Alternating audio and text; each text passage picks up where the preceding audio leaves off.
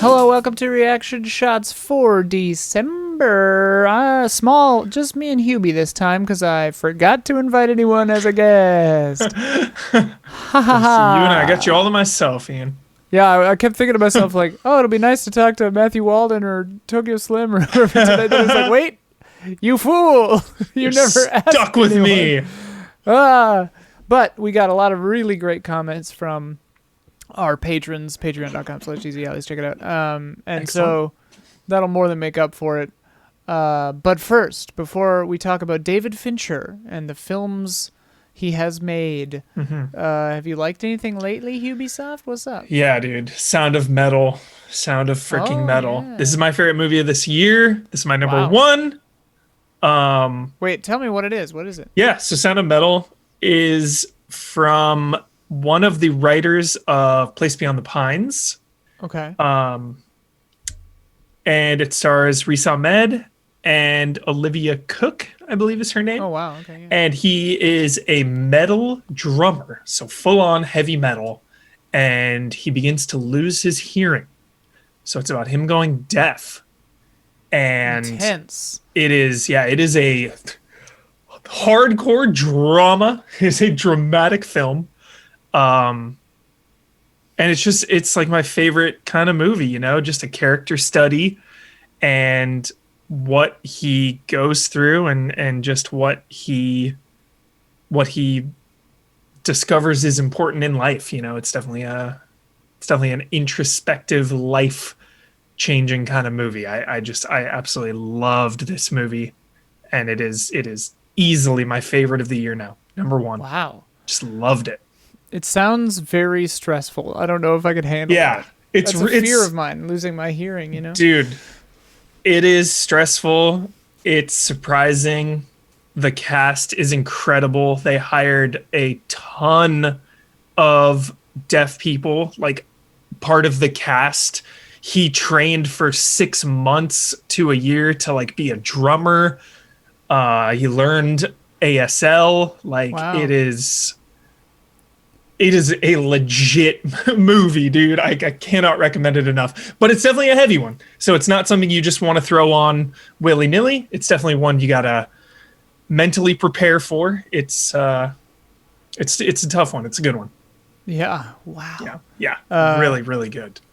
You catch anything else?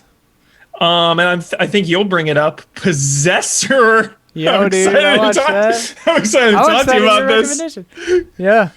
Possessor hype. David Cronenberg's son's movie, Brandon Cronenberg. Which, when you say it like that, Ian, I get this image in my head that it's like a child or like a teenager, but he's actually man. he's like 40 something.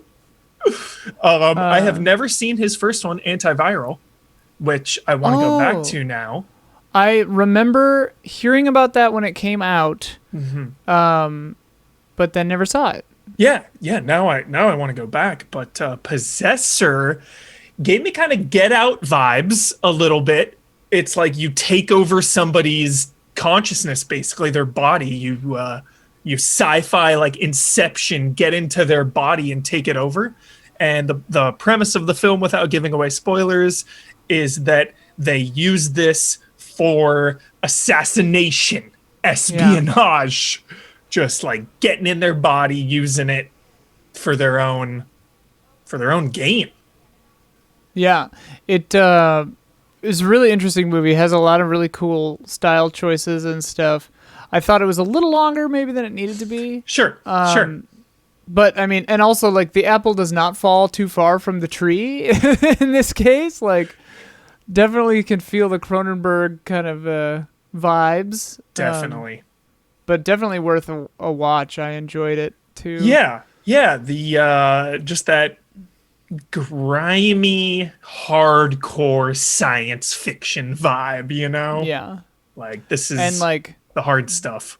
Like dark and sad, but in like a nice way. Yes. I mean, I like that kind of. I mean, we'll probably get into this as we're talking about David goddamn Fincher for this episode, but like. Something about this kind of cold filmmaking is like a warm blanket for me. Totally. So, yeah. Anything else that you like lately? I feel like you were saying earlier. I feel like there's so much I watch, but I feel like I watched a lot, and then this small is... small axe. Actually, I want to give a quick Oh, shout out. haven't jumped in yet. I'm one behind. There's 5 movies from the master Steve McQueen. He did Hunger, Shame, and 12 Years a Slave and Widows, all tens.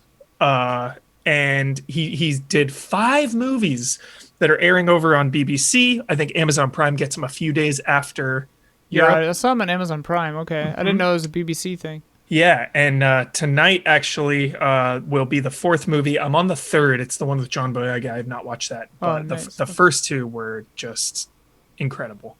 It blows my mind that they're all feature-length films. Yeah, 5 of them, just puking out 5 movies. Boom, boom, boom. Like, yeah, who does that? Who has the I time? know. Like, right. it's amazing.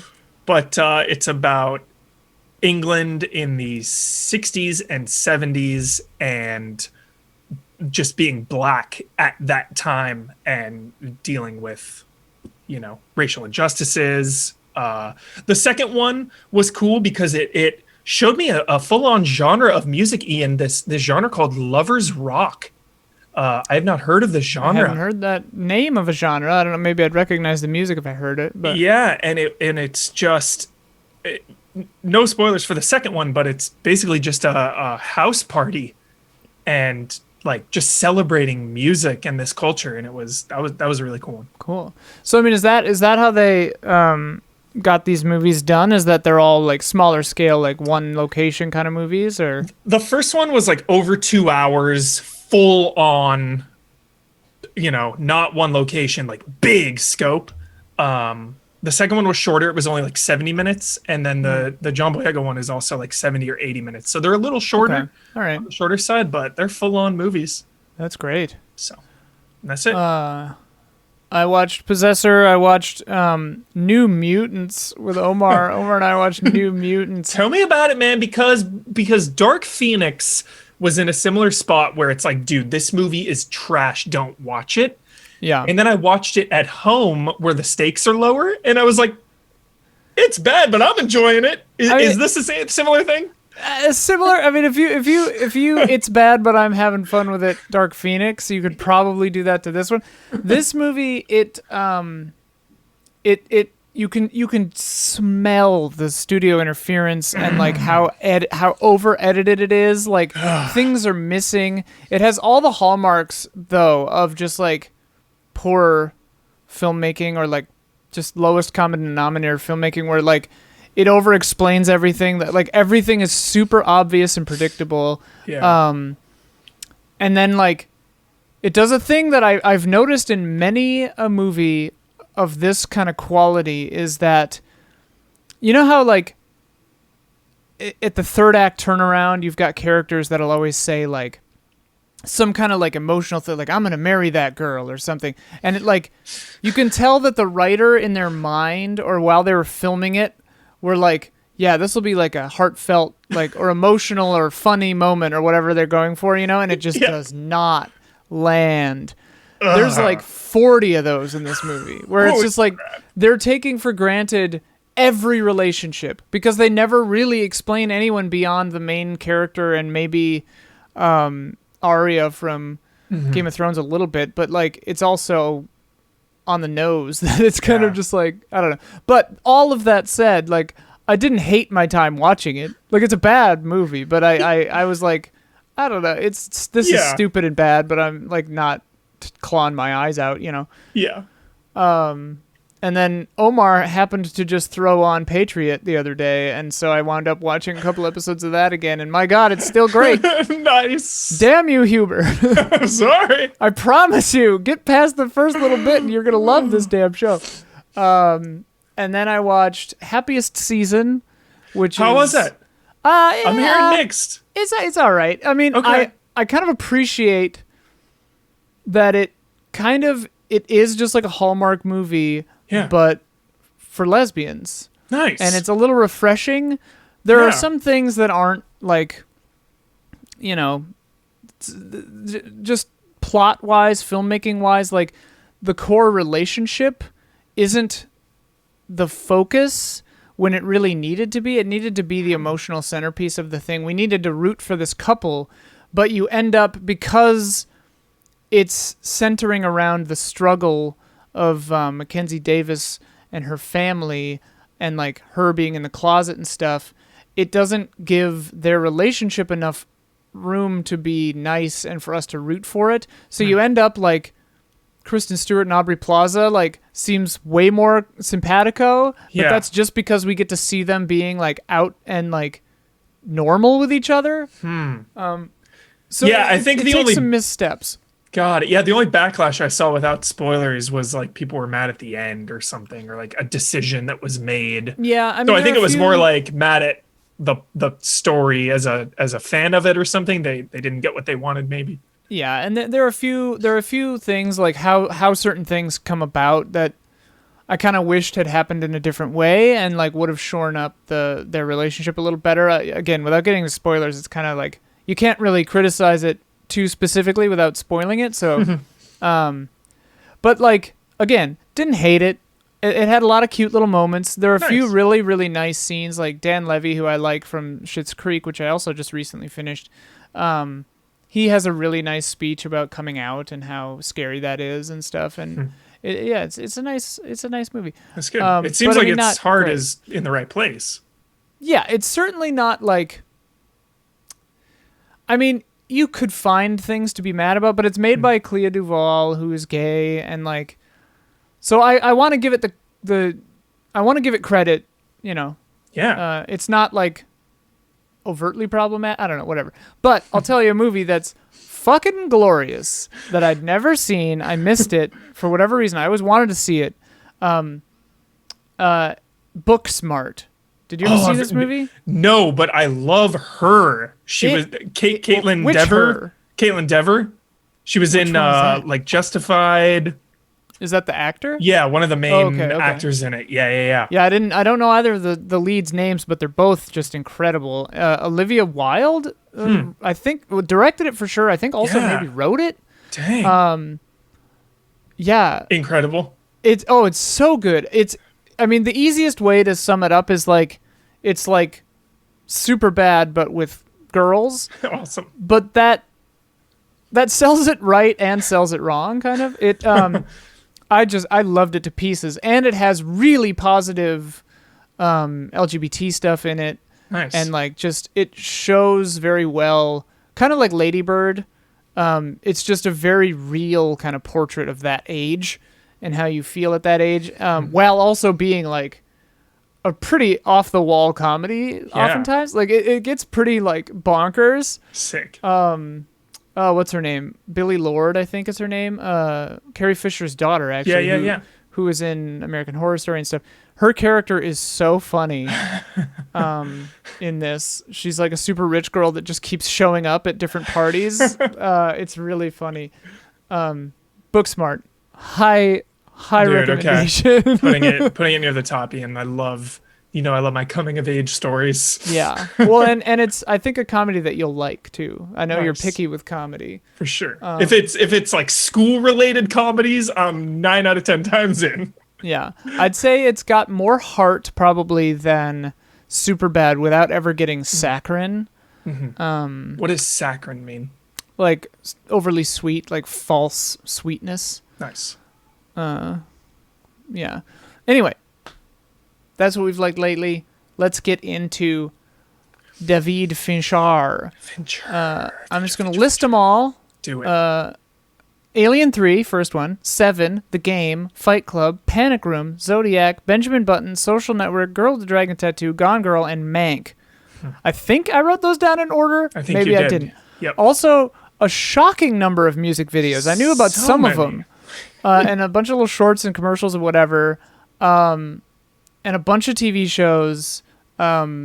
We're not going to talk about one of those TV shows, really. And I haven't really seen Mindhunter except for a few scenes that are I'm currently phenomenal. watching Mindhunter right now. I'm through season 2.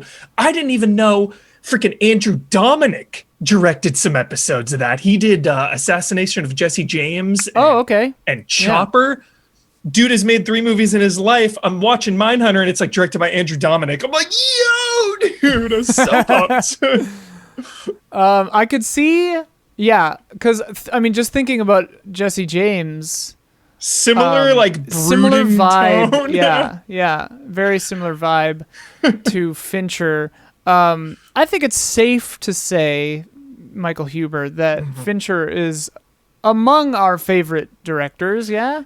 Easily. And while I much prefer his first half of films rather than his most recent half, and I like each movie to varying degrees. I really want to say that his filmography is immaculate. Yeah. Honestly, this man has never really made a bad movie. Say what you will of maybe some of the low points. Maybe like Benjamin Button would be maybe lower on the list. I asked our patrons what their least Yeah. favorite was, and that one came up the most, probably. Yeah, and along with Alien 3, but we'll get into it. Sure. We'll get it. We got a whole section for that. For how many movies he's made over the years, this is as about as flawless as filmography as you could have as a filmmaker, honestly. No turds, no duds. No irredeemable stinkers. Yeah. I would say. Yeah, it's funny. You said that you prefer the first half of his career. Yeah. And that wasn't something I'd really thought about, but I guess I do too. Although I really do love Girl with the Dragon Tattoo, mostly just for vibes. Trent Reznor. Oh my goodness. Yeah, that pair up was like perfect. And also just like I grew up listening to like I'd fall asleep listening to Nine Inch Nails, as a brooding teenager, and match made in heaven. Truly. I didn't ask you to prepare this, and I didn't prepare it myself, but now I want to like rank them. So maybe we'll do that toward the end. We can think. Yeah. We'll do it on the fly. We'll rank our own personal rankings.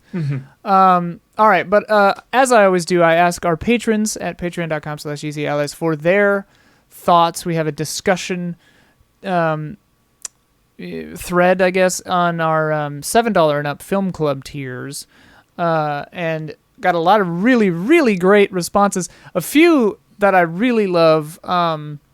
And I liked them all, but there were a few people who phrased the kind of like vibes of Fincher, because I'm always trying to like think about it, and I always want to say like, well, it's very like meticulous and cold and omniscient and not cold. I think people give him credit for being nihilistic, but I don't think he is. I think he's actually very playful. He loves the human psyche. Right. Yeah, and like, he's definitely like God, an auteur in that sense. Like like his films are just. I mean, there are countless videos about this, like Every Frame of Painting and whoever. But they talk about how the camera like precisely moves with the actors and stuff, and that amount of meticulous detail is just crazy. But some of the phrasings that these guys that our patrons used, I'll call them out because. When we get to them, because they really summed it up in a great way. Nice. First question I asked was, what's your favorite Fincher film? And people surprised me. They had a few that I would not have expected to be somebody's favorite. For instance, Happy Gaming says, well, it's not the most popular. I think Gone Girl is the one that sticks with me the most, which Gone Girl for me this is me talking now, sits... Not, it's like in the middle bottom, maybe. Middle bottom for me too. Well, it's like ranking Dark Souls games where it's like his great bottom movie. is like an 8. Yeah. So true. Still a great movie. Yeah. My hype was a little different. Beth had read the book, of course, and loves Gillian Flynn. Yeah. She's only written like 3 or 4 books, but she actually teamed up with Steve McQueen later and wrote Widows as well. But I definitely had hype because I was hyped for Fincher, and then she was hyped for the adaptation of Gillian Flynn. So we went in with really, really high expectations. And we both just, like you were saying, we liked it, but it wasn't near our tops. It's funny because it's an expertly crafted film, and I if you asked me why it doesn't sing quite as much as his others, I'm not sure I'd have a direct answer. I mean, it's been a minute since I've seen it. I've seen it a couple times, but it's been a minute. Mm-hmm. But like, it has all his hallmarks, but it just didn't land quite as heavily as some of his other ones for me. I don't know. Yeah. Yeah, maybe it's too cold of a movie. You know, maybe. It's like I remember it not being cozy, and I remember not really like rooting for any one person because I was like trying to like follow the puzzle pieces too. So it's like, all right, whose side am I on? Like, where am I at emotionally right now? And I I could never like get a grip emotionally.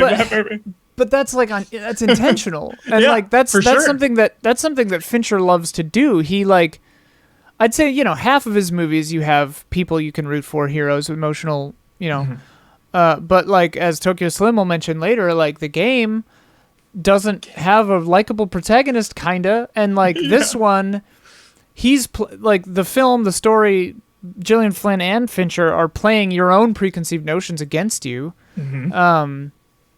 Yeah, it's fascinating, weird movie. Happy Gaming also mentions Seven because it's what introduced, I think, a lot of us to his work and kickstarted their love for buddy cop dramas and murder mysteries all at the same time. Tef, also, favorite by far is Seven. It's literally a piece of art for me and made me pay attention to Brad Pitt as an actor. He plays the role of Mills perfectly, and his character arc throughout the movie is fantastic. He comes in as a very brash detective and learns quickly from Somerset that patience is key. It's a joy to watch. It's definitely one of the best. You know, unfortunately tainted by now. An actor, of course. Yep. Which makes it hard, you know. Like there's taint and then there's taint. Yeah. You know. So it makes it a little challenging, but pre-taint, there's no denying that was a very impactful film of my youth. You know, definitely opened that door. Like, gotta give it credit for sure. Gotta give it credit for opening the dark psychological murder door. And a door, as we know for you, that has never swung back closed. Wide open. As in terms of your interests in film, hopefully not in your actual practices. My relationship to Seven is very interesting because I had seen the the edited TV version several times first, before seeing the real thing, and the edited for TV version, as you might imagine, is pretty neutered. Pretty weird experience because you kind of just like have to picture everything. But what I will say is that even that version is still like incredibly unsettling. And that's something I like about Fincher is that he plays with your imagination even in the like hard R like versions that show stuff. The way he frames things is so visceral. Yeah. It's so disturbing. Zodiac especially, where like the knife kills. The knife kills. Oh so God. Too real. Too intense. It's too real. And what's even crazier is all of that is digital. Like he never uses practical blood because he makes a billion different takes. Which we could talk about in a little bit because someone asked what we think about that. But it's thinking about that, Ian. Sound, his use of sound and lack of, like watching Mindhunter, so many conversations you just hear the ambiance, like the background, you know, they're in a room and people are typing in the background and you just hear that clack, clack, clack, clack, clack, clack. Or Zodiac, that whole scene by the lake is just eerily quiet, so when it happens it's just like, oh my God, you're there.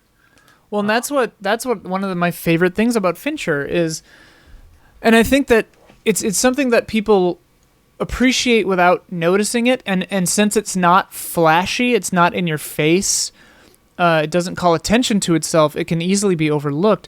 But as meticulous as he is with his visuals and with camera placement and camera movement and actors and the production design and details and everything, he is with the sound. And like, think about how rarely he uses close-ups, and he really only uses it to draw your attention to something.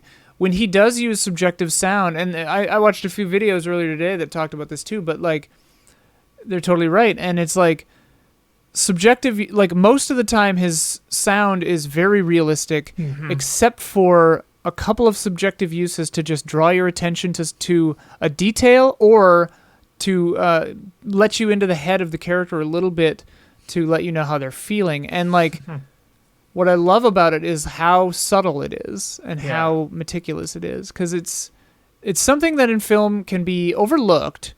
A lot of like lesser filmmakers will neglect sound, and it's truly, truly, truly important.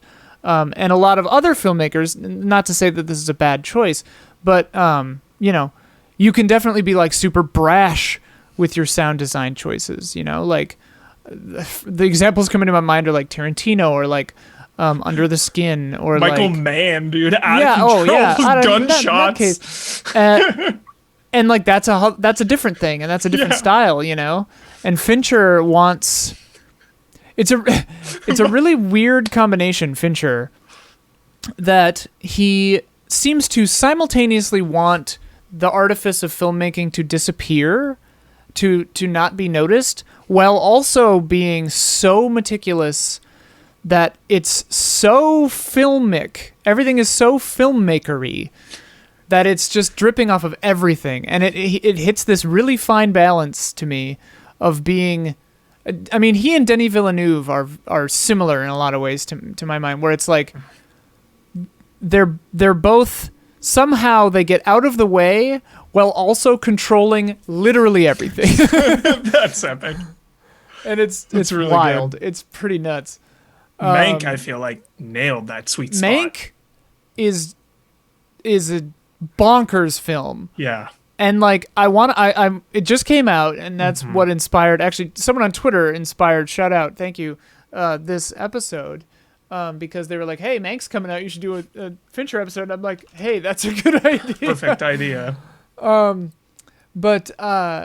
Mank is wild, and I'm actually gonna jump ahead in our notes here for a second because I want to get the right person. Yeah, Colt Smith actually in our least favorite Fincher films, Colt Smith had a comment that says, writing this, having just watched Mank, I gotta say that they didn't like Mank. It's maybe their least favorite.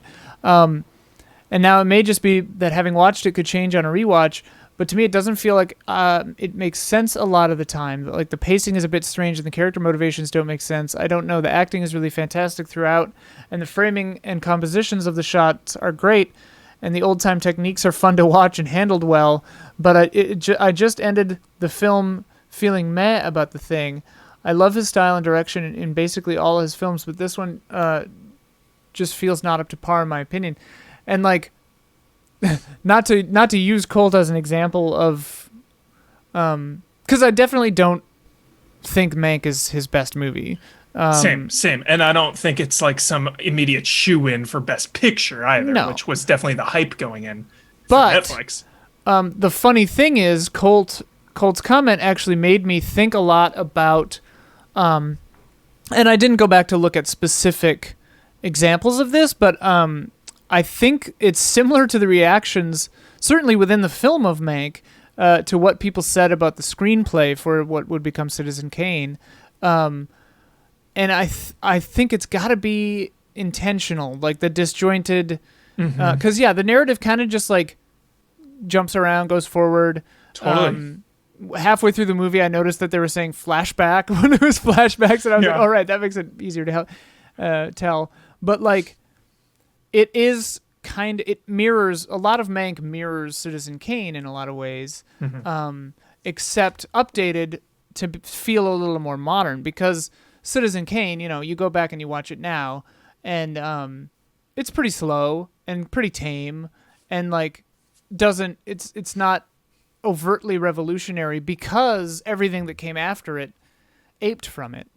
Everything that you've seen has been in some way inspired by Citizen Kane, and like Mank felt to me like an update of that, where it's like much faster, much more dense. I loved the opening title cards, Ian, where it said filmed in high dynamic range. Yeah. And it's just like, that's so funny, because that's such it's purely modern Yeah. And like, I just thought of back in the day when they're like filmed in Technicolor, and then now when it's like Technicolor watching an old movie, it's just like, oh, that old tech. It's like, I don't know. Well, and it's really funny because I actually stayed to the end of the credits. I mean, I always do, but specifically waiting to see what they shot it on. Because, at the end of films, they'll say, like, shot on Kodak, shot on Red, shot on Ari, whatever. This one is edited in Premiere Pro, which is what we use to edit all our videos, too. Nice. But this one was shot on the Red, which surprised me because the Red is known for generally having more of a clean, like, sharp look. Like, it's really great for like modern stuff, commercials, cars and stuff, whereas the Ari Alexa is more known for having that filmic kind of look. So it was kind of interesting to me that they shot on a Red for this and then did all this post-processing to make it look like it was not straight up shot in the 30s but or 40s, I guess. Yeah. But yeah, and I love how they put like the cigarette burns in there on the corners. Totally. To like, it's just so funny, and it's all fake. It was cozy, dude. It was just a cozy movie. I really liked the historical, like that just at a basic level of just like seeing Hollywood in the 40s. Like, I know it's not really the 40s, but like when you watch it, you get taken back to that time. Sometimes it was hard to follow. Like, I remember learning all this stuff in film class, but it's like, some of this Upton Sinclair political race and stuff, I wasn't really played by, I believe, Bill Nye. It looked like Bill Nye. It looked like Bill Nye. Okay, yeah, I thought that too. I was like, is that Bill Nye? Like, from his voice, and then he turned his face. I was like, that looks like Bill Nye. Yeah. I forgot to look in the credits. But yeah, just some of that, like, I wasn't fully aware of. And, there were parts when, like, the movie does not hold your hand. It's like, you were diving into this history, like, you either know it or you're going to be kind of confused. So I definitely had to, like, look stuff up afterwards of, like, what was really going on here? Well, having gone to film school helped. Yeah, like, for sure. This is like film 101 stuff. Well, and it's like there's a bunch of jokes in it about like the filmmaking process in the 40s and 30s, where it's like the studios and like artists, actors, like basically being like owned by studios and like RKO and all kinds of stuff. And it was just like funny little nods and that.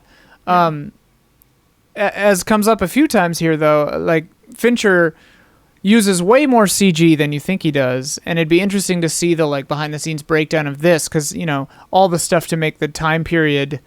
I'm sure there was CG all over the damn place in this movie that you just don't even see. Probably some of those animals, obviously, those elephants and stuff. Oh, Hearst Castle. Sure. Well, those you could kind of tell, but shout out to Amanda Seyfried, best supporting actor. Give it to her now. Yeah, like, she did a good job. Favorites, dude. One of my favorite parts of that movie. Well, and it's nice that the character of Mank. I mean, I know it's based on real stuff, but I thought that he was well realized.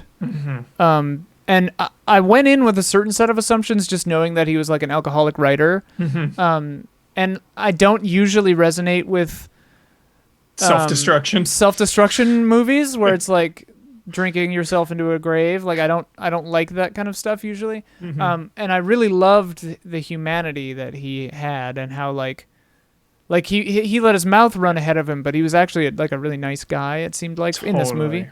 Totally. The moment when you learned that he got people out of Nazi Germany, and it's like, this is someone who doesn't go and flaunt his, flaunt the good things he's done. It's just like he would never brag or anything about that. So. I think about it, one of those truth advertisements for anti-smoking or whatever, that was like, Philip Morris spent $10 million on anti-smoking things and then $25 million telling you about it. That kind of thing always, Anyway. Sage Mode Q, back to favorites. Sage Mode Q, favorite Fincher film is The Social Network. No matter how much was not true or maybe exaggerated, I still love it. There's something about great dialogue and great acting, which the movie has in spades. Special shout out to Andrew Garfield, who I think steals the show in this movie, to which... well, she didn't say this in response to that, but I put this here. Megan Linhart also just said, "Sorry, my Prada's at the cleaners." Mark Varley also liked Social Network. I'm really sorry. I wanted to watch this again for this episode, and I just didn't have the time because this is the one that I constantly hear being one of the greatest movies ever made, Ian. I've seen Wow. numerous critics, numerous websites within the last year or so, numerous places say that The Social Network is one of the greatest movies of the decade and maybe ever. Wow. Yeah. I just keep hearing that it is an actually a perfect film. It's one of those where that's what they say about it. I want to watch it again. Very good. It's yeah, it's like shockingly good. And I remember before it came out, that, you know, the headline was always just, they're making a Facebook movie. Yeah. And we were all like, what? We rolled our eyes like, Yeah. really? Already? Like Fincher's doing it? Like, what? And then what it was, and like the soundtrack and the way it's filmed and just the effects and everything.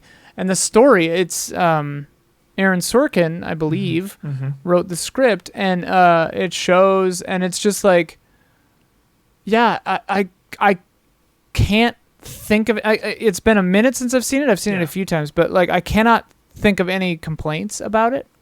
It's obviously very sad.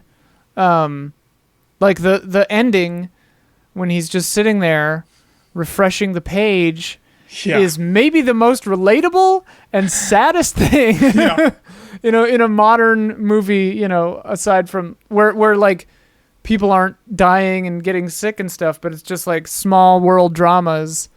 Well, I mean, billions of dollars, not really small dramas, but you know what I mean? Yeah.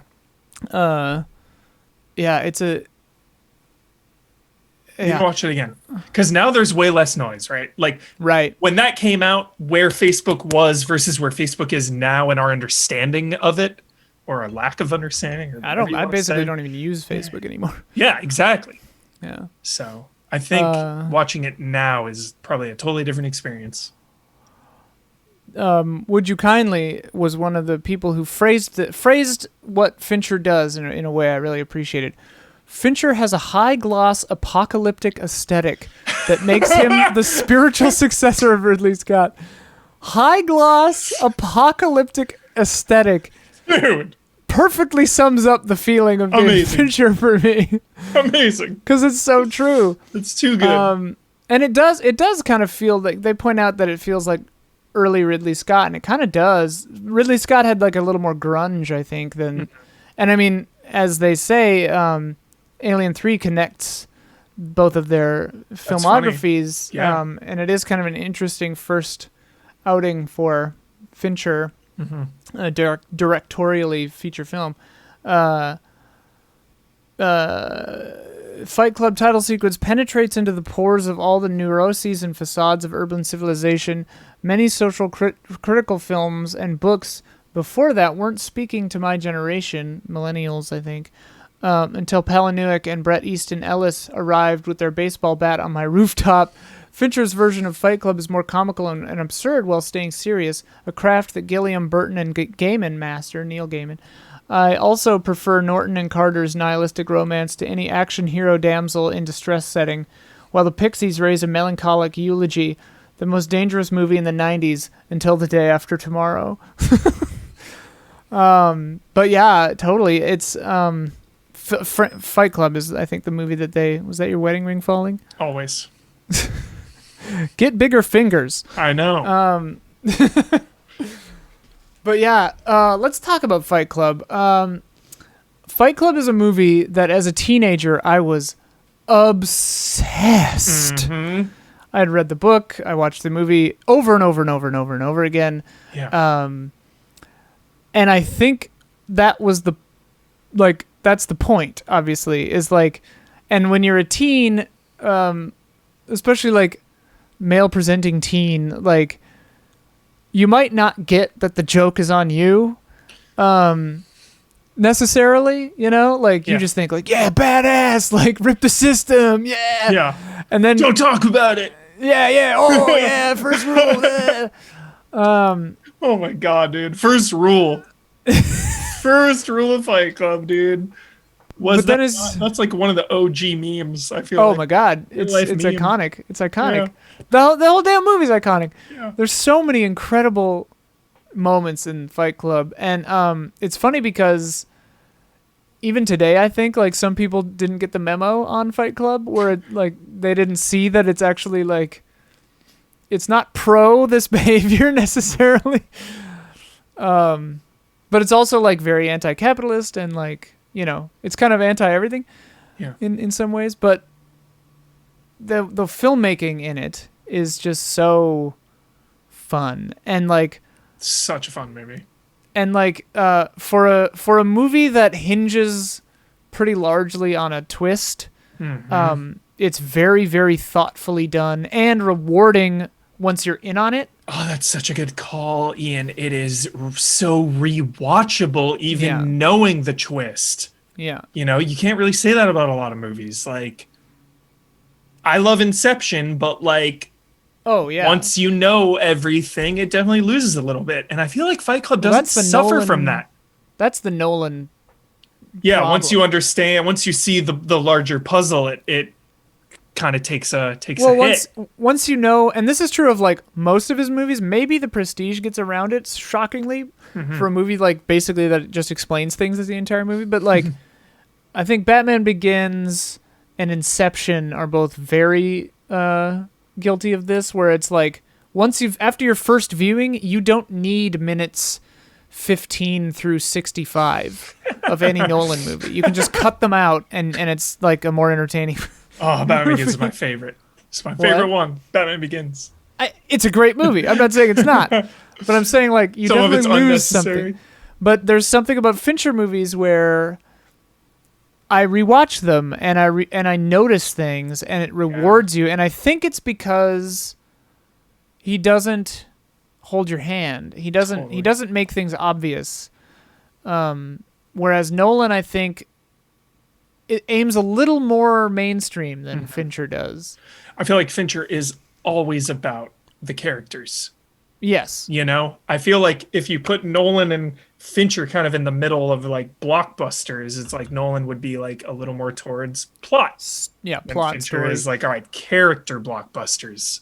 Which, I mean, you know, one of those is better than the other. For sure. As far as filmmaking goes. And characters storytelling. all day. Characters all day. And it's like, that's why these movies, I think, are like we can't point to one that's like outwardly bad. Because even Alien 3, which I think is probably what most people would point to as his weakest film, and even he disowned it, and like the studio messed with it a bunch. There are moments in Alien 3 that are so solid, and like the characters are so solid, and well, we'll get into it. There's a whole Alien 3 section coming. Alien 3 is good, dude. I really like it. I like it. It's not 1 or 2, but it's good. It's different. That's what I love. I love Alien. Yeah. That's what I love about the Alien quadrilogy. Quadrilogy, is baby. all 4 of those movies are so fucking different. Yep. Dude, I like Alien Resurrection. I don't hate it. Yeah. James Willems from Funhouse, he would always say like that, and he says this about the Mission Impossible movies too, but that each of them is a different genre, and Alien Resurrection is just a French like comedy, like Amelie, City of Lost Children style movie. Same director, I think. Yeah. Jean-Pierre Jeunet. Yeah, Jeunet. Delicatessen and everything. Colin Gray, I hope the stands for Benjamin Button appear in the convo. At the end of the day, that really is my fave of Fincher's films. Not to say that I don't like his other works. I respect the heck out of him. But what Fincher did to an unfilmable work like the short story is nothing less than masterly. That's the only film of his I've never seen. I actually forgot it was his because it seems so left field to me. Have you seen that one? In the theater, man, and never watched it. Never again. I remember liking it. Our whole theory about rewatchability has crumbled. Yeah. Not because I didn't want to, but just I haven't ever been like, time to rewatch Benjamin Button, you know? Just haven't been in that mood. But you know, it definitely falls in that wheelhouse for me of like it's got like a fairy tale vibe, you know. I Yeah. love long drawn out like even Assassination of Jesse James kind of just has that weird like really long fairy tale vibe or fable even to it. Yeah. Yeah. Yeah. Um so it's something like that and Social Network are the two that I wish I had time to go back and rewatch, but I'm sorry I didn't. Please forgive me. I forgive you. Yeah. Xavier Allegrucci. Tell me how I did on that. It has to be Social Network with Zodiac not far behind.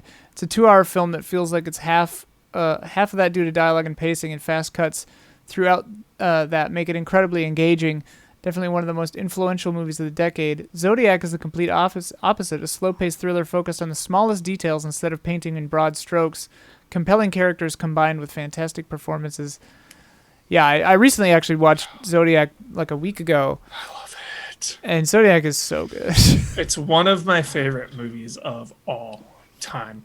One, because as dark as it is, I find true crime fascinating. I am very intrigued with true crime, you know. Have you We always watched All Be talk Gone about- in the Dark No.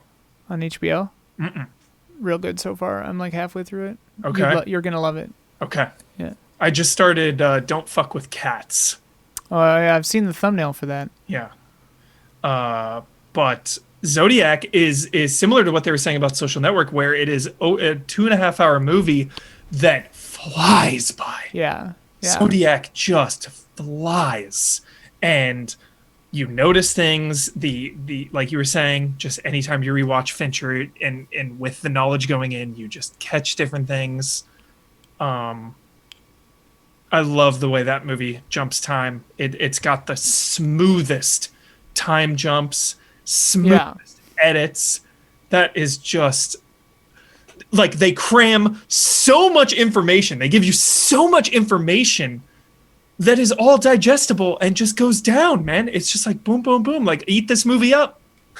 Well, and it's all told like you get it again, centering it on character, but without even making it overt. Like you get entire relationships falling apart, just kind of told almost in the background, and it is really fascinating. I mean, that is actually I did want to talk about this, and I just thought about this, and Mank is a big example of it. I was reading a thing earlier today about how the age discrepancy between the male characters and the female characters in Mank is like ludicrous, especially when like those people are the same age in real life. You know, like we're the same age a lot of the times. Like he and his wife same age, whereas he's like 60 and the actress playing his wife was like 33 or something. It's bonkers. And like, unless they were making some kind of commentary on Hollywood and like erasing the middle-aged woman. Well, I know Hearst and Gloria Davies had a huge age discrepancy. Yeah, obviously. and that you know is a thing, but Yeah. it's just something to point out. And like Zodiac and a lot of his movies, a few of his movies, you know, they center on more male narratives. But then on the other hand, Gone Girl and Girl with the Dragon Tattoo and kind of even The Game also have some really nice female characters too. So it's Really good interesting, one but- in Mindhunter as well, Ian. Oh really? Oh yeah. Oh yeah. Is that Anna Torv Torv is from so Fringe? good. Yes. So good in Mindhunter. Nice. Yeah. Mindhunter made me depressed. Like I watched like the first few episodes and I was just like, man, this is so dark. It's a lot, especially when you know that, you know, a lot of these are, if not Real? all of them, are true crimes. It's a lot. That's what gets me. Yeah. My voice.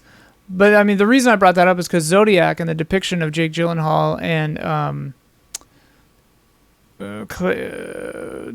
Javerde, I can't remember her name right now, but his wife in that. Svenja.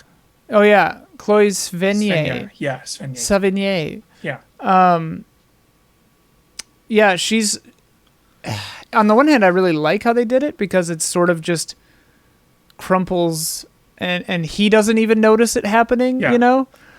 I need to know. I need to look him in the eyes. Which just a man obsessed, dude. An amazing scene later when he's just in that hardware store and just looks at him, and then you just see it. You just see it in their eyes, and then he just nods and fucking leaves, and it's just like, whoa, dude. Love that scene, dude. Spoilers for Zodiac, I guess. Dude, I get so hyped. God, I love that movie. Zodiac is good stuff. What the hell are we doing here? Conrad says it's a tough choice, but my favorite is either Seven or Fight Club, depending on my mood. Both are masterclasses in their respective field, but I would say that Seven is probably the better film because it hinges less on a plot twist, while Fight Club is more an enjoyable experience. I also have a special place in my heart for Alien 3. It's a broken mess, but it has a special flavor.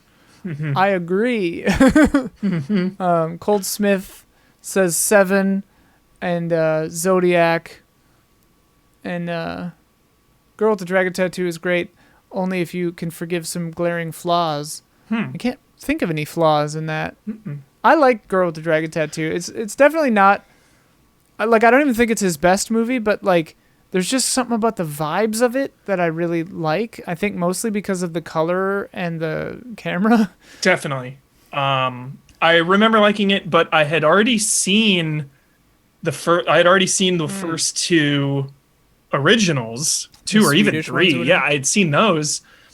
So it was like too quick of a remake. I saw this one first, so yeah.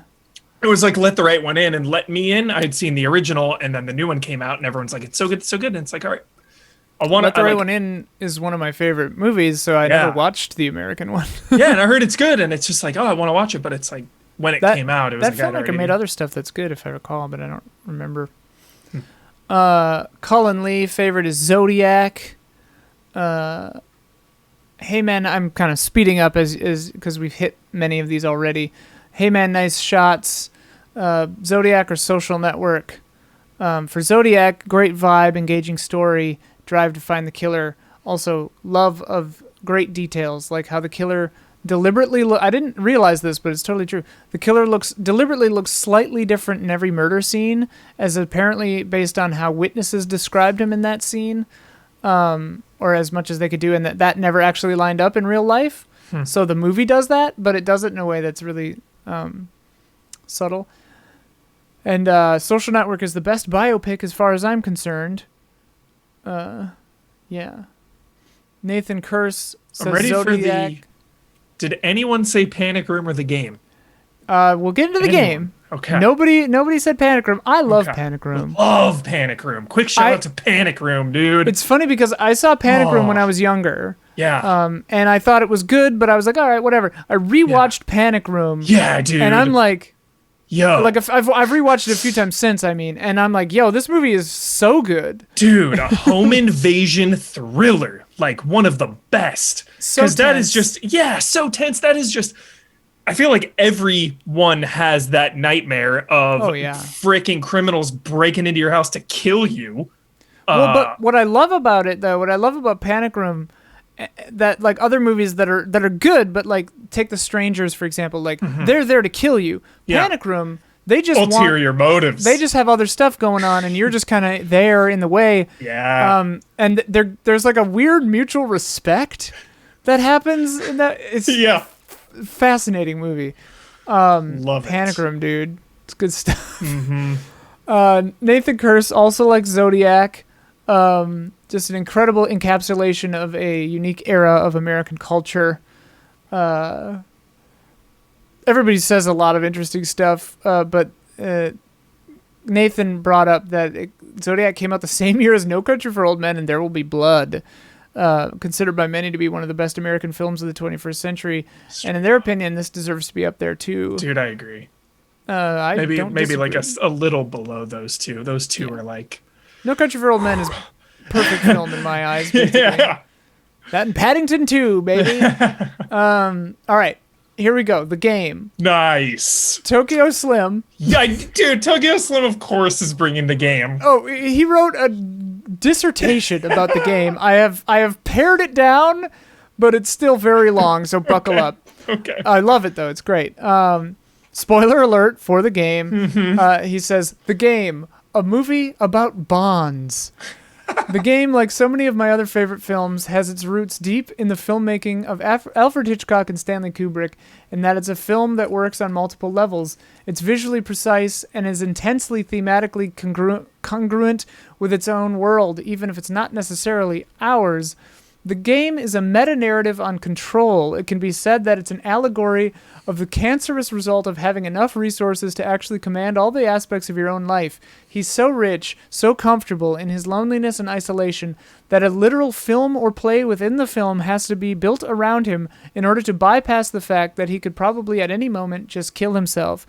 The Game exists in order to give him a reason not to. The film is often criticized because there's not really a viewer proxy. Nobody you really want to root for, as Nicholas is a miserable, unlikable curmudgeon of a man. But this isn't a hero movie. It's a Christmas Carol or Groundhog Day kind of movie, where a loathsome individual learns at the end to be a better person, instead of a ghost talking to him through the error of his ways, or an unlimited amount of time to reflect on his own behavior. The Game hijacks your life and gives you what you need. Loneliness is a prison, and often one of one's own making. Suicidal thoughts and tendencies do not discriminate between rich and poor. This film is essentially a 129-minute therapy session in which we see the fear of one's own mortality and the misguided attempt to overcome mental illness with willpower, wealth, and control come crashing through the glass ceiling of a downtown San Francisco high-rise into a giant inflatable cushion of the metaphorical bonds of your loved ones. Letting people who care about you into your life and letting others help you through tough times is the lesson, which sometimes you can only learn after it's too late. The jump from the roof is a metaphor for relinquishing the illusion of control, but also the inevitability and tragedy of time wasted and the moment of regret when you lose somebody you care about more than you were aware of. In that way, the final moments of this film are catharsis, but they also represent a second chance and a warning. Much like Scrooge or Phil from Groundhog Day, Nicholas Van Orton emerged as a changed man. Make sure you value the relationships of those who love you. Don't wait to say that you love them back. Don't wait to say thank you or to ask for help. Humanity is a web of interconnections and relationships that coexist and affect others. Don't forget. So epic. Thanks, patron saint. I got drugged and left for dead in Mexico, and all I got was this stupid t-shirt. I love the Game, dude. So good. It's a ride. It's a ride. It's a ride. Like, you put that on, you are riding it. Just like, put the arm bar down, here we go. Keep your arms and legs inside the vehicle. Yeah. Excellent movie. Definitely not underrated, but I would say underappreciated film and underappreciated within Fincher's work. Well, and earlier than I thought in his work. It's like third. But yeah, it definitely, like, you know, watching it now, there's a little bit of 90s to it. Sure. But in kind of a quaint way. I don't know. I love the Game. Yeah. It's a ridiculous movie. It is. All right. Then I asked our patrons what makes David Fincher special. And I think we've kind of touched on a lot of this stuff. But Colt Smith says its ability to weave mood and mystery. Genuinely love the way he frames his movies as well. He uses fun shots that are really unique, but not so weird that it becomes distracting. And as a video that I watched earlier today, as in preparing for this, pointed out, the camera moves, and I mean, you already know this, but like, they phrased it in a way that I liked. His camera moves match what the character, not just the character movements, but the character's feelings. And like, camera moves do big things when the characters are doing big things or feeling big things. And I think that that's something that can go overlooked. And I really appreciate it in his stuff. Spencer from Canada says he's really good at manipulating what you look at. For instance, spoilers for Fight Club, he shows flashes of Brad Pitt's character earlier on when Edward Norton is having a hard time mentally. Zodiac felt fine. I get that it was based on real life, but it still felt off. I think I left that in there just to trigger you, Humor. Cullen Lee says that Fincher is special because he integrates his perfectionism into every frame. The lighting, blocking, dialogue, performances, set pieces, everything comes together to make the film feel Fincher. The end result is uncanny. Films become more than something to see and hear. They ooze tension or horror or anxiety or depression. The director is as much of the character as the elements as the actors and sets and music, etc. What are you going to say? Just it's a Fincher movie. I think that's so awesome. We always talk about directors, and the best ones, like, you can see them in the movie. And I just love that. Like, he creates his own vibe, his own mood that only Fincher does. And I think that's really special. It's hard to put into words. It's hard to describe, but what was the earliest one? A post-apocalyptic aesthetic. High gloss apocalyptic aesthetic. Yeah. That only Fincher does. I think it's awesome. Well, it's I mean, like Kubrick and stuff, and Hitchcock has been called to, but like these they're auteurs, they're making something with their voice on it. They're not purely a technician or a gun for hire. Plenty of very talented filmmakers who don't work like this and make great stuff, but his signature is definitely there, and I appreciate it. All his movies connect in a way. What if they literally do? That'd be awesome. What if there's like literal the Fincher universe? The Fincher cinematic universe. Hey Man, Nice Shot says, in short, Fincher films feel to me like comfort food that also happens to be Michelin star quality. Seriously. His movies can be so perfectly constructed with every detail just right. But at the same time, they just feel so good and easy to watch.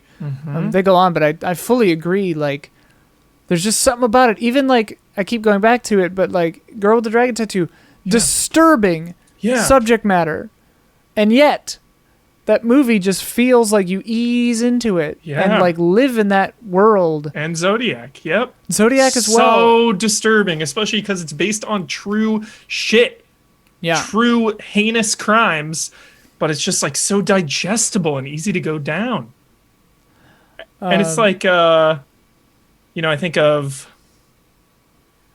like other, like P.T. Anderson, maybe, like, kind of gotta, like, maybe a little harder to watch, like a little more slow paced, a little, like, just comparing him to Fincher. They have two totally different styles, but like there's something about a Fincher movie that just has an ease to it. Yeah. Xavier Alagrucci, possibly Javier Alagrucci. Tell me how I did. To me, Fincher's work all revolves around misanthropy. Most films he makes never end on a positive note. He's able to take complex and flawed characters, make them redeemable, to a certain extent, and somehow they never get what they want in the end. I think Gone Girl tackles this idea exceptionally. It is a very entertaining film on a surface level with so many twists and turns, but it has so much more going on than that, and I think that's where Fincher is at his best. It is interesting because, like, misanthropy and nihilism and stuff, it's like, I think it's not wrong. I think that's in there. But take The Game, for example. Like, it could be easy to read that as pretty cold, but, I mean, until the ending, because the ending is very hopeful and very humanitarian and humane, and it's kind of funny because, like, his movies are very clinical in certain ways. Even Alien 3 is pretty bleak until kind of the end, is maybe even a little bit hopeful as well, in a way. In a kind of a way. Yeah. Alien 3 comes out the gate murdering two beloved characters from Alien. It's just like, died off screen. Brutal. I remember being a kid, one of my favorite characters of all time is obviously Hicks. Yeah. Just remember being a kid, just like, so mad. Excuse me. We'll see if this fabled, like, 8 different people trying to make it. Well, somebody else is trying to make it now. Somebody else is trying to make it now. Blumkamp's got a secret movie now? Secret horror movie filmed during quarantine, and it comes out like whoa. next year. Yeah, some horror Shit, movie. Okay. Tyler Travis says, Big Fincher fam, can we talk about the title sequences? Every single one is memorable as hell. Panic Dragon Room blew my Tattoo. mind. 7, Fight Club, Dragon Tattoo, worth the price of the ticket. Yeah, Dragon Tattoo is bonkers. Like with that, Come from the Land of the Ice and Snow, the fucking Tolkien song. It's like a music video, honestly. Yeah, oh, it's using nuts. that background. Yeah, with the oil pouring all over the... Yeah. Dude, what a that's movie, a good dude. one. I might have to... I kind of want to watch that too. You're getting I'm going to be playing Cyberpunk. Let's not let's not kid ourselves. Right. Nathan Kurz says, I think the reason I gravitate towards Fincher is how dark and cynical he is able to be while still working within the mainstream film system. Whatever happened after Alien 3 lit a fire under his ass to dominate the Hollywood system with no input from other people. And it's resulted in him being one of the only directors that's still able to get massive budgets and stars for movies that would never normally be made. Yeah, what a cool movie to do too. Mank, like, yeah, I like Citizen Kane a lot. Like, I love Orson Welles as an actor. Like, Touch of Evil is one of my all-time favorites. I like how nuts Welles is. He's just a bonkers guy. Yeah, just like out of control performances. I love that. Yeah. But I had no idea this backstory of Mankiewicz writing Citizen Kane. Like, it was an interesting story for sure. Very cool, yeah. And like, Mank is an interesting one because it simultaneously feels very Fincher and doesn't feel like Fincher at all. Like, it almost feels, I can't remember who said this to me the other day, but it almost feels like Coen Brothers or something. Like, it's like Fincher gone Coen. Having no criminal element was a throw off, you know? Yeah. Usually there's Wait, is that the only movie of his that doesn't have a criminality to it? Dude, I feel like it might be. I think it is. Because Alien 3's on a freaking prison planet. Yeah, they're all prisoners. Yeah. The game, I mean, is all very legally specious. Yeah. No one's I guess criminal. like Louis B. Mayer is doing criminal things, but it's they're all so in the background. Well, that's kind of the point. Like Hollywood, they're all monsters. Yeah. Huh. I guess Louis B. Mayer is like the ultimate scumbag of all time. I was like reading into that. Oh, all those early guys, I feel like, were just like total, because they could get away with whatever. They were like God back then. Yeah. That scene in Mank when he, like, the one dude's interviewing for a job, and then he goes in and just tells everyone he's not going to pay them for 8 weeks, and then leaves. It's just like, oh my God. Crazy. Happy Gaming says Fincher is good about being slow. He allows the audience to really think about what different scenes are before altering those perceptions. He also is outstanding with characters and their interactions, and his partnership with Aaron Sorkin is very good too. Vrun Kachwaha says, I think it's the detached way his films are made. I forget where I heard this from, but so many filmmakers have a special way that they shoot films that make them stand out. But what makes Fincher special is that he tries to reduce the gap between the audience and the camera as much as possible. It's not like you're watching a film, but rather you are there. The cold, calculated nature of his films helps with this. He's also great at using CG, like we've talked about. Yeah, like we were talking about before, like his filmmaking doesn't get in the way while also meticulously controlling everything. It's very fascinating. Conrad says, if I would use one word to describe Fincher as a director, it would be nerve. He is incredibly adept at building tension and suspense in both the drama and the horror, and is a master craftsman. I ask people what their least favorite Fincher films are, aka the Alien 3 section.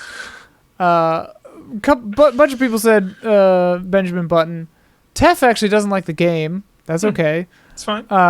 And Tef, though, says Alien 3 is criminally underrated.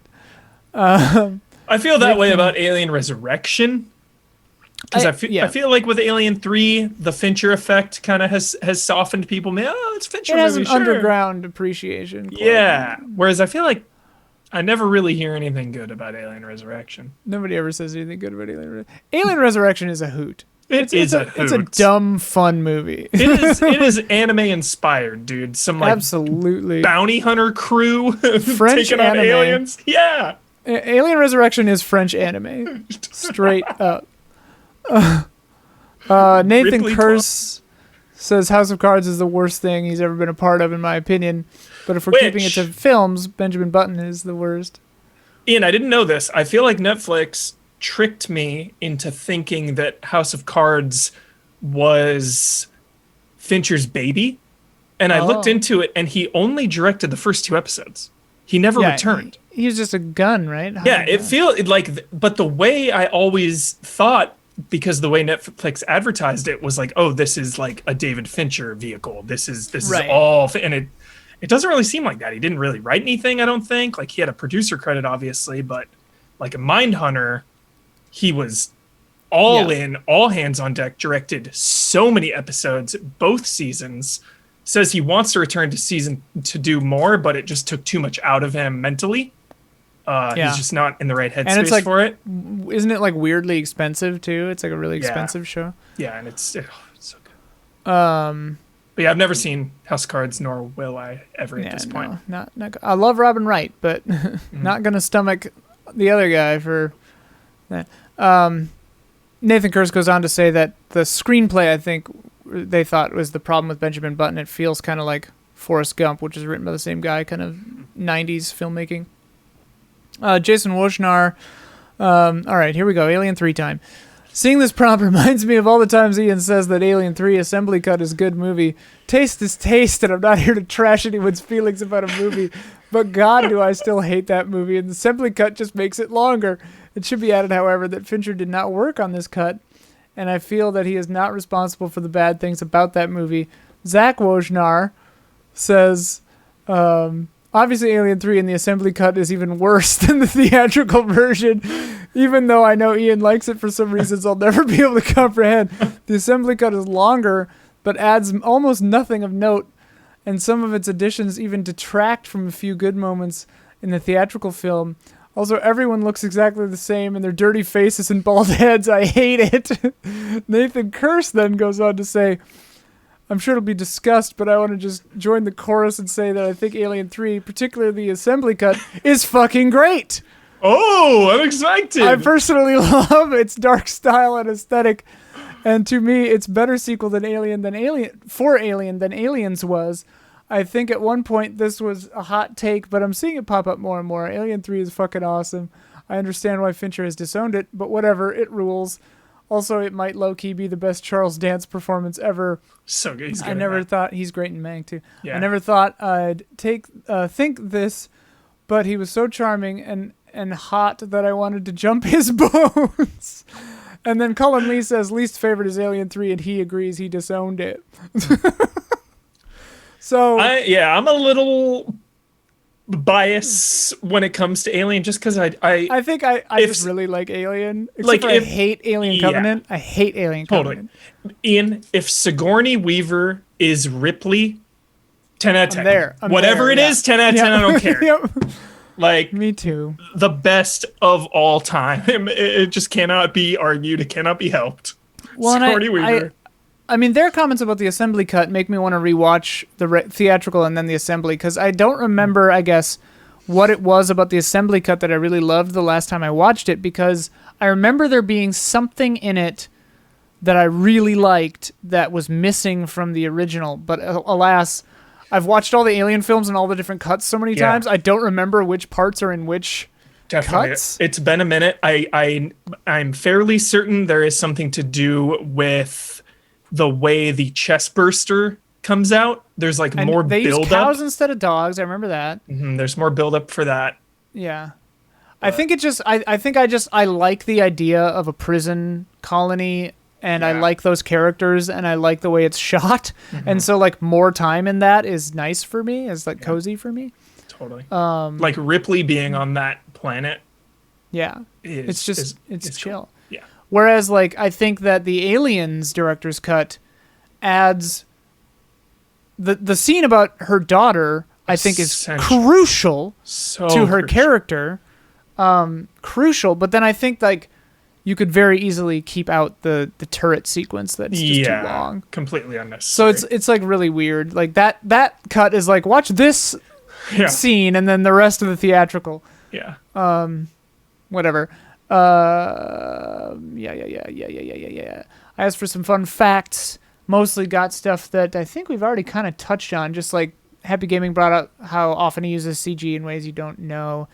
Conrad brought up that he produced Love, Death, and Robots on Netflix. I need to give that more of a shake. I saw, 2 of them, and I thought they were garbage. But I've heard a lot of good things, so who the hell knows? Also, that I think it can play them in a random order, so I'm not even sure which ones I watched. That's right. Hey Man Nice Shots says, apparently, according to IMDb, he turned down directing 8mm, Catch Me If You Can, and Batman Begins. Man, the Fincher versions of those movies would be bonkers. Dude, Fincher 8mm? Would it be harder to watch or easier? No, yeah. He probably would have given us more of a way to...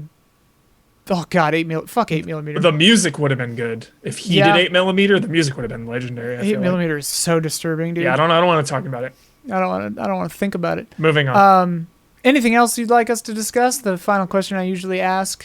Tokyo Slim said, fun fact, the man who plays Nicholas Van Orton's father, who's shown jumping from the roof of the mansion to his death, is Charles Martinet, the longtime voice actor of Mario and Luigi. Whoa. I did not know that. How strange. Yeah. Zach Wojnar got to interview Charles Dance, who appears in Mank and also starred as Clemens in The Doctor in Alien 3. And here's a quote from Charles Dance. There was more on the page than what ended up on the screen, but you're dealing with a franchise. A lot of people are very protective of a franchise, and I feel they know the way it should go. It was Fincher's first film. I was really impressed then, and that was 30 or so years ago. I thought then that he was a very clever guy. I think he's a genius, actually. He's a demanding genius, but I don't mind that because the end result is a good movie. And the film I've just done with him, Mank, I think, is going to be sensational. Dude, I always get those connections. That one, I didn't even think of it. Charles Dance in both of those. Dude. I didn't even think of that. First movie and most recent. Hopefully not last. That's awesome. Mark Varley says something to talk about would be the reputation Fincher has with doing take after take after take of one scene.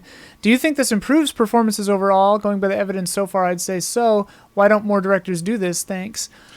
Everyone has their own process. Everyone responds differently to directors' processes. Steven Spielberg is notoriously a actor's director because he is so in touch with them emotionally. He kind of lets them breathe a little bit.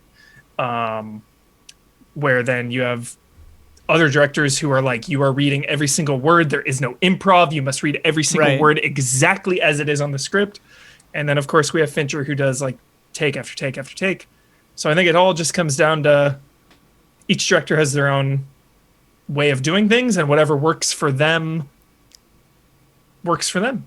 Yeah, and like the thing about being a director that's so important is that you have to build trust with your crew and with your actors, and you have to have appropriate communication, and you have to. It's a many-way street, right? It's not just your show, and I mean you're in charge creatively at the end of the day. But like, if you want your actors to not hate your ass and then also do 67 takes, you've got to have a good working relationship, and there's got to be a reason. And like Fincher, that perfect camera movement that's totally tied to the actor's exact motions, that doesn't come for free. That's rehearsal. That's very specific, meticulous blocking, which is difficult for an actor. Like you've got to get the blocking down in a way that doesn't get in the way of your ability to emote and feel the scene and act in the scene and stuff. And like, I think Fincher's a special case where it goes to show that he really is meticulous, but also like I haven't heard any horror stories about doing a billion takes. Like you hear with other people like Kubrick famously, like torturing people, just like making them do it, like Shelley Duvall, and like just like torturing people. And like I haven't heard, I apologize if this is out there, but I haven't heard about that with Fincher. Which I read something recently where Sigourney Weaver was cool with it for Alien 3. Oh yeah. Yeah. Well, and like that's the thing is like, and like Charles Dance said, it's like he's demanding, but I am okay with that, and it's because they respect him and understand that there are reasons. If you're just shooting coverage, Yeah. you know, like Samuel L. Jackson, like famously, like complained about this, and I think he's right. Like if you're just shooting standard coverage, you know, wide shot, medium shot, this shot, that shot, but you're not doing it in a motivated way, and you're just like covering the bases so you can assemble your movie in post without really thinking things through. It's not trusting your actors, and it's not having a voice as a director. It's just assembly. Yeah. And yeah, I mean, there's a place for that when it comes to like shooting commercials or, you know, quick turnaround TV stuff, multi-camera stuff. Like you can direct like that, and it's not necessarily bad. But when it comes to a creative film, you know, you want to have a voice. You want to make choices. You know. Yeah, and I bet like now, obviously, he's David friggin' Fincher, so anyone is going to accept that. But in the early days, I imagine, you know, just having conversations with him, the actors, and then you know, it's like, okay, I can trust this person. Like, absolutely, you know, he clearly has a vision and he's doing it for a reason. So, Cullen Lee asks what we would like Fincher to tackle next. Maybe something out of his wheelhouse, as far as genre, or you have any ideas? Because he hasn't done like straight horror or straight comedy. Aliens. Going back, dude, to where it all began. Take it back from Ridley Scott, because Ridley Scott's gone crazy. Yeah. Get David Fincher in there. I can appreciate that, dude. Yeah. Or has he done like a Stone Cold heist movie? I mean, Panic Room is kind of a heist. They kind of, in a weird way, they sort of all are. Yeah. I think it'd be fun, because he's so good at period stuff. It'd be interesting to see him do something like Western or like hard period, like. Dude. Jack the Ripper. Oh, dude, Jack the Ripper movie, dude. If there's anyone that can do it perfectly, it's David friggin' Fincher.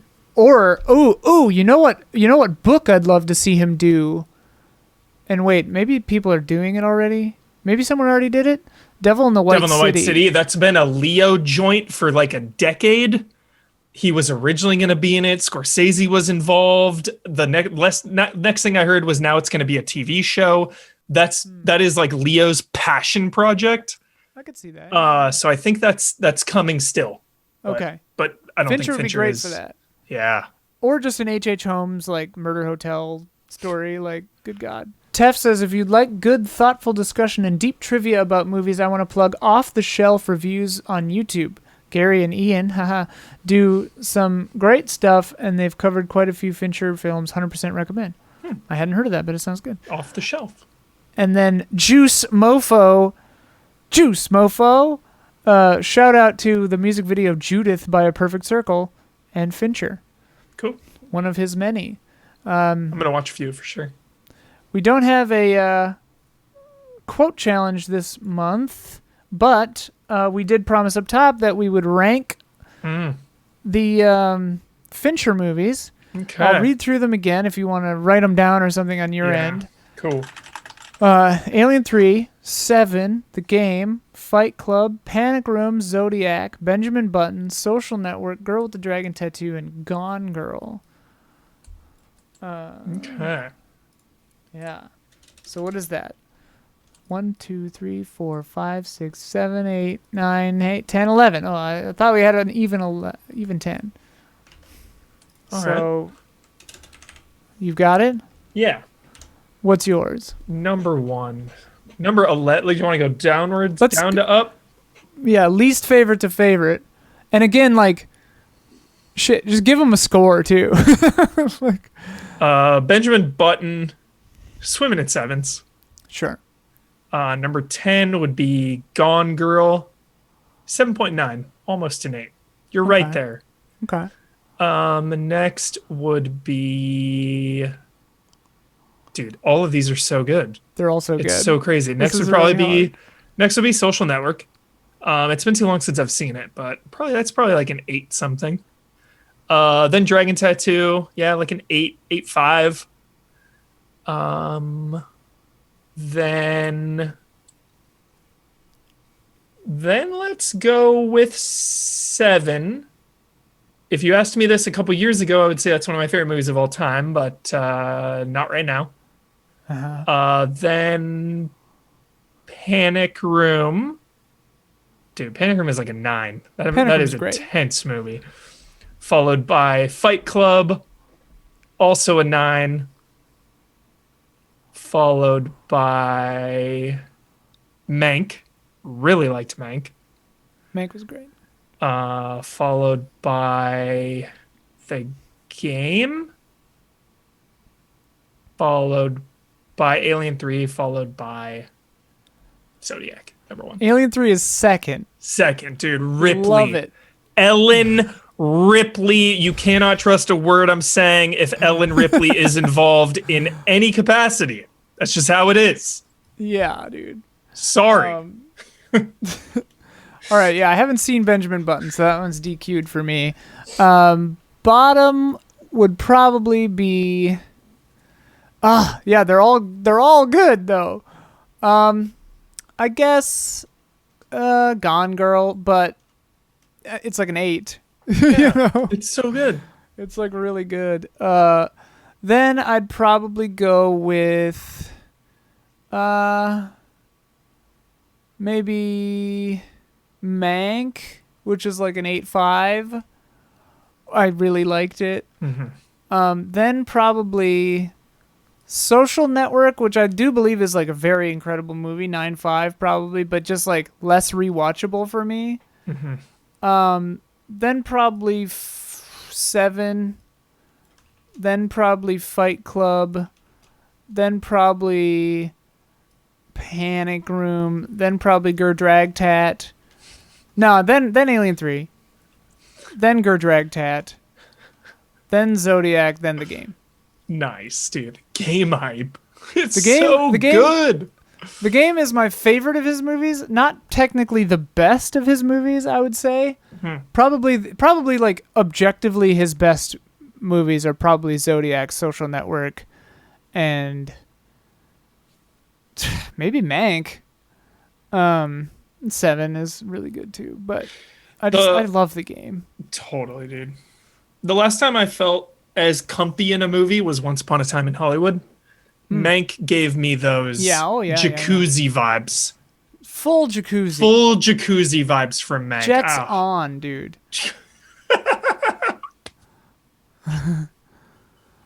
All right, well, that's going to do it for reaction shots for this month. Talk about Davy Finchies. The old Finch. Finch and Mank. Yeah. Dude, whenever Dune comes out, we're going to talk Denis Villeneuve. Hell yeah. Dune comes out. Coming to HBO Max now. That's crazy. That one kind of hurts because that's such a big... Now that I have a 4K TV, I don't mind it as much. But that one definitely I would want to watch in a theater if possible. Yeah. Let's get those vaccines going. Let's get them. Start pumping them. Pump me full of vaccines, please. Love vaccines. Right into my veins. Yeah, right in the eyeball.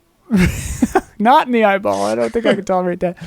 Patreon.com/EasyAllies if you want to join our film club tier. Also, we have a special tier for our top supporters on Patreon, the shout out tier. And this month, those are Elthanis, Greg, The Dark Knight, Kettering, Caleb, Togi, Crawford, Nick, Stephen Thomason, and Jesse Blue. Shout out. Thomason, I do believe, because there's an A in there. Let me know if I got that right. Thank you, Huber. Yeah. Thank you, everyone, for watching and listening. We will be back second Friday of next month in a brand new year, 2021. 2021. Whole slate of movies coming directly into our homes for HBO Max subscribers. Yeah. Disclaimer. I like HBO Max. Don't believe Christopher Nolan. Don't believe his lies. Don't believe his lies. All right, everyone. Thank you so much. Bye-bye.